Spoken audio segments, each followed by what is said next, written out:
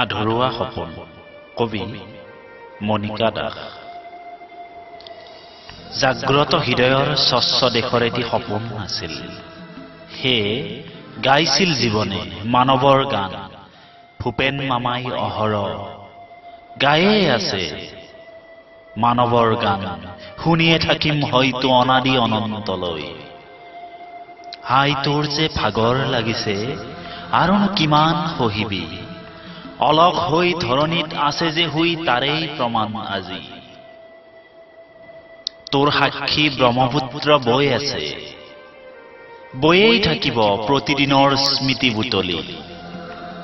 আজি আকৌ সাৰ পাইছে জয়মতীৰ জেৰেঙাৰ পথাৰ, স্তম্ভিত হৈছে আকাশ বতাহ।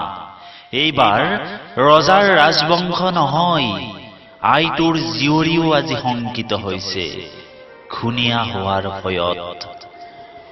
ৰংঘৰ কাৰেং ঘৰত বহিছিল সাকৰ কথা, পাহাৰৰ ডালিমিৰো আজি একেই দশা।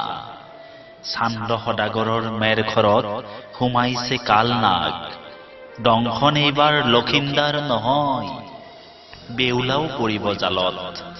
যাদু বিখ্যাত মায়াং পাহাৰ আছে বহি জঠৰ হৈ, তেওঁৰ যাদু আজি হৈছে নিষ্ফল।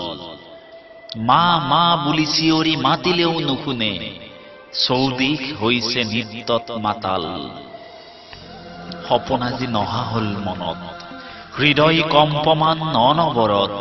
স্খলন হব ধৰিছে অসমীয়া আইৰ ভৱিষ্যত, সতীত্বৰ হৈছে ঘোৰ অপমান। একাঠুলৈ পানী বাঢ়িছে ৰজা নানামে তথাপি চাঙৰ পৰা। কিনো সপোন দেখো চকু মুদি আইৰ কোলাতেই শুই থাকো। এইখিনিতে উল্লেখযোগ্য যে কবিতাটিৰ আবৃত্তিকাৰ ৰাজকমল কলিতা।